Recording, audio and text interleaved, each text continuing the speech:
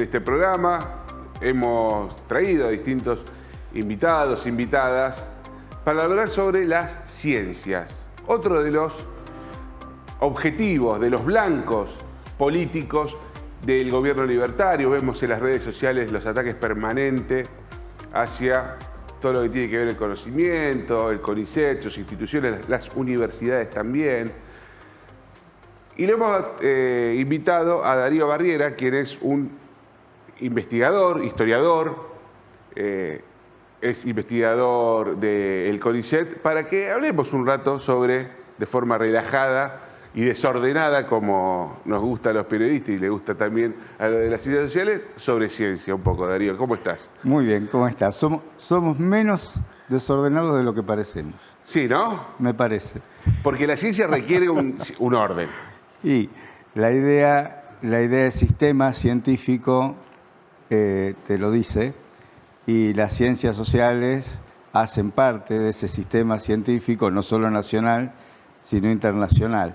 Y trabajar fuera del orden es muchas veces coquetear con quedarse afuera del sistema. O sea que sí, tenemos que ser muy metódicos, muy organizados, y en ese sentido la fama que tienen en todo caso las ciencias sociales es un poco una caricatura también. ¿Y por qué es importante la ciencia en general y las ciencias sociales en particular? ¿Qué es lo que aportan? Bueno, la humanidad decidió diferentes formas de resolver problemas, ¿no? En líneas generales. Una de esas formas es la guerra. Otra de esas formas es la política.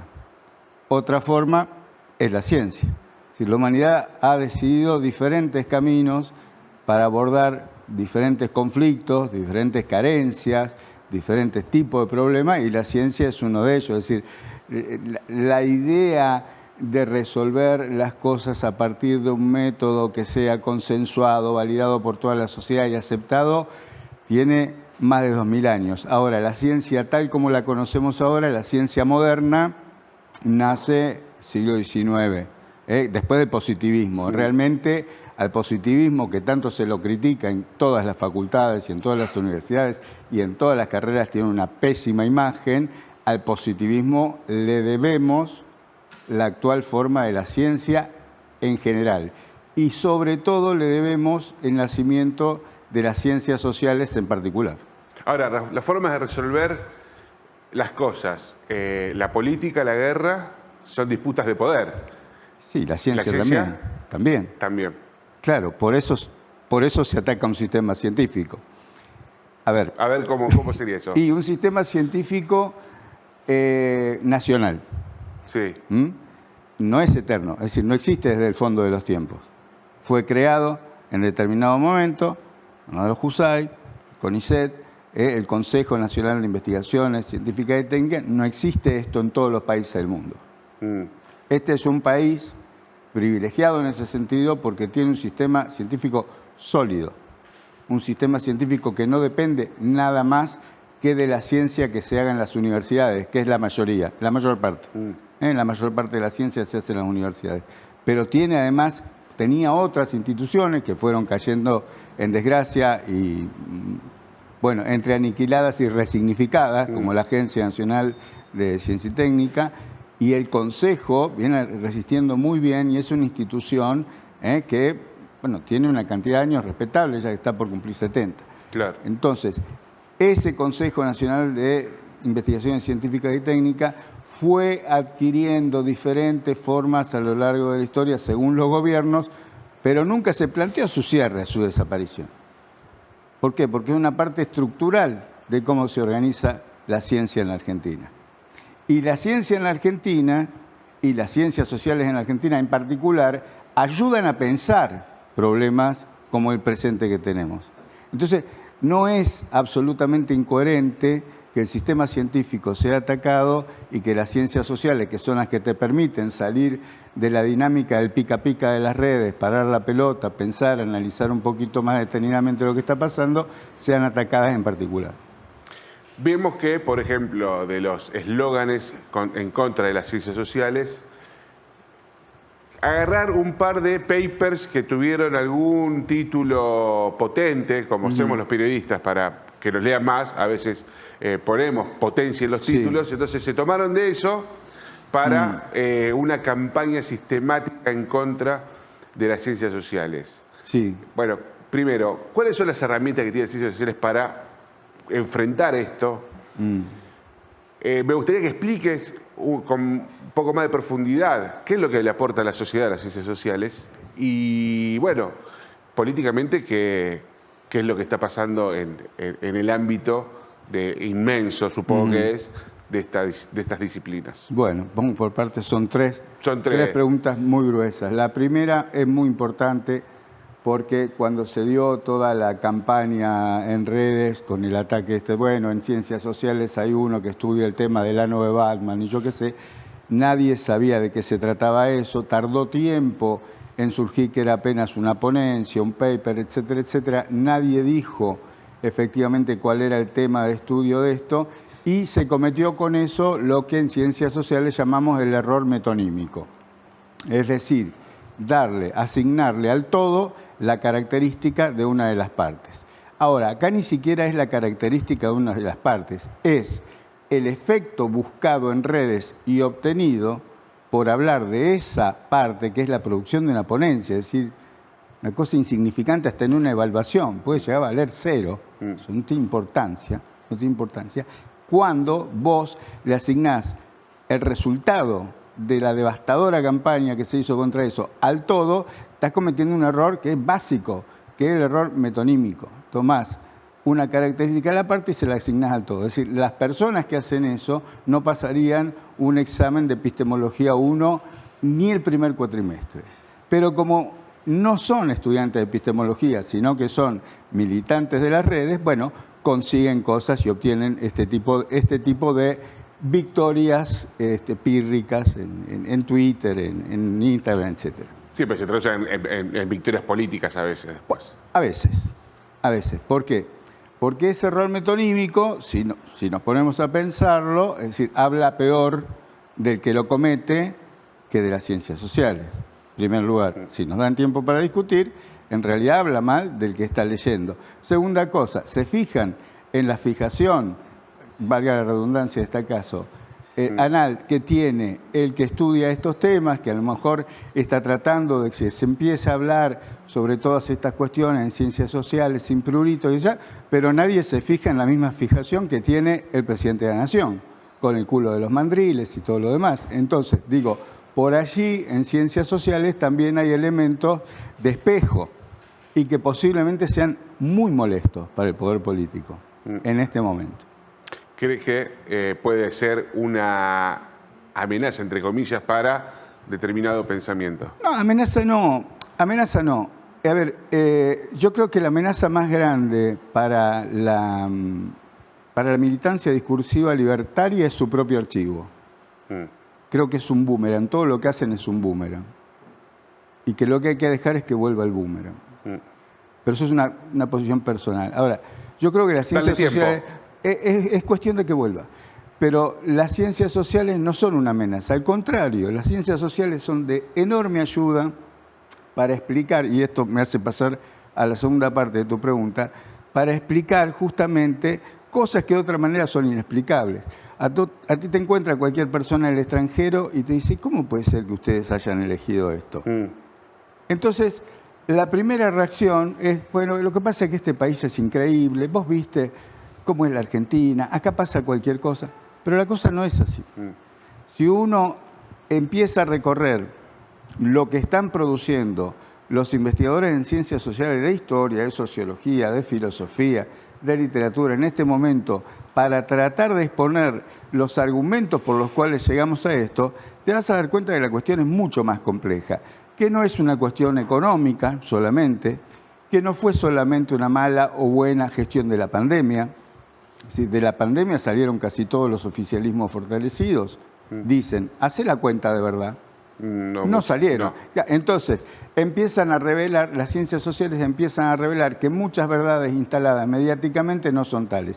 Y eso embroma, no le embroma solamente al poder político, le embroma al poder mediático, le embroma al poder real. Cuando vos empezás a revelar los nombres que en las redes no en las redes sociales, que en las redes de relaciones sostienen la espuma del poder político o la espuma de lo que sale en los medios, ahí la cosa se pone de verdad complicada. Y se empiezan a cerrar puertas, se empiezan a cerrar archivos, se empiezan a cerrar posibilidades de investigación. Los nombres del poder real son los que molestan. Y el análisis que pone en evidencia las vinculaciones entre el poder real y el poder formal es lo que molesta. Y eso lo hacen las ciencias sociales. La avanzada esta, a nivel político, ¿qué herramientas tiene la academia para resistir?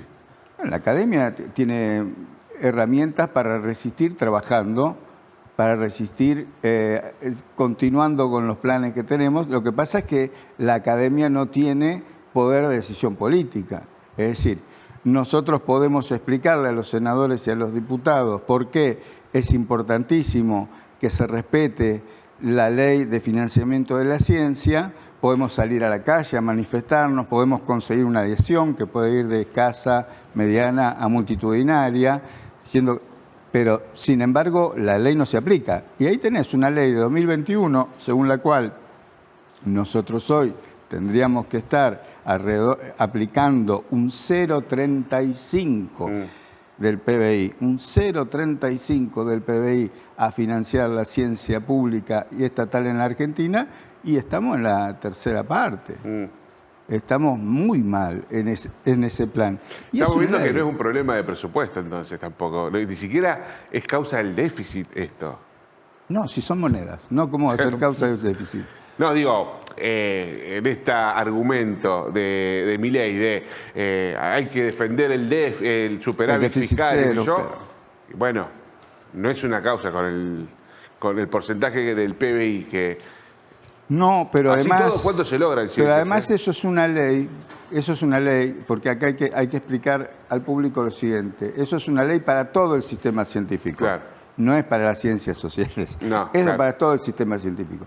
Y todo el sistema científico viene de recibir menos de lo que fija la ley desde que la ley se dictó. Sí, claro. Es decir, la ley no se cumplió nunca. Durante el gobierno de Alberto Fernández, tampoco, que es cuando se hizo la ley, tampoco se terminó de cumplir. Lo que pasa es que los niveles de incumplimiento se van agravando. Claro. Darío, ahora como historiador, te pregunto, ¿temés que haya una escalada, una avanzada autoritaria en la Argentina? Me parece que hay un avance autoritario. Yo creo que en lo que sucede los miércoles en Buenos Aires, cada vez que se manifiestan los jubilados y lo acompaña algún otro sector más, esto me parece evidente. Lo que se gasta en reprimir es un dato duro sobre que responde a esto sin más necesidad. Digo, se está gastando en reprimir una protesta pacífica más de lo que requeriría volcarse al presupuesto de ciencia para cumplirlo. Es decir, me parece que el autoritarismo es más caro, pero bueno, cuando a alguien le gusta algo suele invertir más, ¿no? La gente suele poner plata en lo que le gusta. ¿Y qué riesgo hay de llegar a instancias más duras? Digo, a ver, yo veo cómo atacan al periodismo. Eso sí, colegas muy respetados, de mucha reputación a nivel nacional, pareciese no ofenderse cuando antes Cristina los miraba fijo y ya salían a los cuatro vientos gritando censura y autoritarismo, etc. Hoy pareciese que eso no ocurre, nos hacemos todos los pelotudos y que siga el juego, ¿no? Lo mismo pasa con ciertos sectores de la política también, tan interesados en proteger el sistema republicano y la división de poderes. Pareciese que el presidente sale en un medio, amigo, le dice que yo metía presa a Cristina y nadie se le mueve un pelo, y todo eso que ladraban siguen diciendo que lo más bravo que le pasó a Argentina fue el kirchnerismo. Claro. Bueno, ahí hay una cuestión de economía del sesgo, ¿no? Es decir, la gente tiende por una parte a coincidir con las interpretaciones que le convienen o que le gustan, Y por otro lado, y que esto sí es una explicación para los resultados electorales que hemos visto y para lo que trajo a Milei hasta la presidencia, hay mucha gente que adhirió a esta idea de que con tal de que el peronismo o el kirchnerismo no siguieran en el poder, estaba dispuesta a cualquier cosa, y bueno, ese dicho se le hizo carne, y aguantan cualquier cosa. Aguantan agresiones, aguantan maltratos, aguantan lo que dicen, cualquier cosa. ¿Qué gorilismo es? Yo creo que es quedar entrampado en el propio discurso. Es decir, es convencerse de que eso que considerabas malo era tan malo que nada puede ser peor, y en ese sentido eso te tiene que dar fuerza para aguantar lo que sea. Es un cachito religioso el tema. Es un poquito preocupante porque no entra... Es una cuestión de fe. Yo creo que sí, en ese plan no entra en los análisis convencionales, digamos, no es una cuestión, por ejemplo, la dicotomía derecha-izquierda no sirve más para explicar lo que pasa en la Argentina y en muchos otros lugares del mundo. Acá tenemos una dicotomía mucho más importante que es racionalismo y irracionalismo. Hay gente que está dispuesta a defender irracionalmente su convicción de que pretende que una fuerza política o una orientación de una fuerza política no vuelva nunca más, y está dispuesta a pagar cualquier precio material o simbólico por eso. O esa profundización del sesgo. Te voy a hacer esta pregunta porque me interesa particularmente, porque somos comunicadores, tratamos de... No sé, uno pensaba que trataba de llegar a la mayor cantidad de gente posible en un momento. No, ahora cada uno labura para su grupo, sí. su sector, su porcentaje. Muchas veces son chiquitos que lo ven, esas audiencias tan divididas. Entonces, se va dando un fenómeno que yo no sé qué piense el otro. De hecho, yo muchas veces me cuelgo en TikTok o en Instagram y digo, a ver, me está mostrando esto, pero ¿qué estará mirando en otro lado, no? Bueno, justamente la ciencia social es una de las cosas que te pueden aportar, es que esa es la falsa imagen que proyectan las redes acerca de que son más democráticas. Son todas economías de nicho. Son todas economías de opinión de nicho, son muy chiquititas, como dijiste vos. Y al contrario de ser debates abiertos y mucho más frontales, ¿sí? La mayor parte de las veces vos te encontrás que vas a ir a debatir con un bot o con un call center de 25 o 30 tipos que no están escribiendo lo que piensan. Es decir, que vos ya te lo hace la inteligencia artificial ahora. Bueno, pero en un momento fue así, ¿no? Con un nicho de gente que tenía, por lo menos tenía trabajo, pobre. Sí. Ahora te lo hacen con bots, con inteligencia artificial, lo que sea. Pero eso nos va a llevar, y ya estamos experimentándolo, a un deterioro de la calidad de la democracia que tenemos que pararlo. Es decir, tenemos que parar la pelota y tenemos que saber volver a recuperar el ágora, como dirían los griegos. Sí. Volver a recuperar el ágora. Y en esto, los representantes que elegimos, y que ahora están discutiendo la Constitución en Santa Fe y demás, tienen una responsabilidad mayúscula. Algunos están conscientes de esto, otros me parece que no tienen la menor idea de qué es lo que está pasando, y otros están cumpliendo sencillamente un encargue que le han hecho, y en eso terminará. Eso te iba a preguntar, ¿lo ves a la política preocupada, tratando de conseguir información? Hay un escenario de tercios, eso que te digo, hay una parte que sí, que trabaja, que se preocupa, que te consultan, que van, que estudian, otra parte que son empleados, y otro tercio que no tiene la menor idea. Esta es la verdad. Es decir, vos ves con los candidatos, vos entrevistaste a muchos candidatos. Sí. Vos te das cuenta enseguida quién es el que estudia, el que está coachado, y quién es el que no sabe ni para dónde va a salir hoy. Aparte de tu faceta, sos editor. Tenés una editorial. Sí, hace muchos años. Sí. Yo soy editor.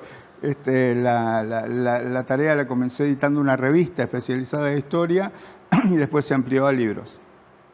Sí. ¿Va a seguir existiendo el libro papel? Toda la vida. Y no te queda duda. Y mientras más formatos haya, más sólida va a ser la edición en papel. ¿Te gusta el ebook? No. ¿Lees el ebook? Sí, mucho. ¿Y te cansa, no? me agota, pero no me queda otra. ¿Vos a la noche te llevas un libro a la cama? Sí, pero papel. Papel, ¿no? Y no me llevo uno, tengo una docena. Claro. Con uno no. Y depende de la noche. Me aburro. Agarra. Claro. Che, muchas gracias por venir. Al contrario, Un placer. gracias a vos. Bueno, Darío es un investigador que viaja mucho, también viaja mucho por Sí, el sí. mundo, entonces Afortunadamente. el laburo lo ha hecho, bueno, conoce, cuando él dice, me consultan qué es este fenómeno Milei, bueno, es porque le consultan realmente qué es el fenómeno Milei. Un datito nomás que me dijo un funcionario que estuvo por Estados Unidos hace poco con el gobernador Puyaro. En la política en Estados Unidos lo ven a Milei como una especie de laboratorio, diciendo, bueno, a ver hasta dónde va a dar alguna, como un experimento. Ellos comparan, en Estados Unidos comparaban la administración primera Trump y el vínculo con Mauricio Macri, que decía que era un vínculo personal, y que no lo ven como un vínculo político a esa relación, y con Milei es un experimento, un laboratorio, un tubo de ensayo para ver, bueno, de qué forma dar respuestas, o mejor dicho, la sociedad aguanta políticas que nunca habían sido, dicen los norteamericanos, probadas en un país. Así que bueno, somos una especie de... Sí. ¿Para qué sirven las ciencias sociales? Bueno, para los yanquis lo están mirando como unos ¿viste la película Head Mountain? Sí. Uno de los laboratorios es Argentina, ¿no? Poca ficción ahí, ¿eh? Muchas gracias, Darío. Gracias a vos. Continuamos. No, ya nos vamos hasta la semana que viene en 52 minutos. Los esperamos. Un saludo a todos y a todas. Saludos a Niki también, que estuvo enferma, no pudo venir. Darío, vos sos de Racing. También. Bueno. Primero, ¿no? También. Niki, te perdiste un invitado de Racing. Una vez que traemos uno de Racing, mira, muy bueno está, Niki. Hasta la semana próxima.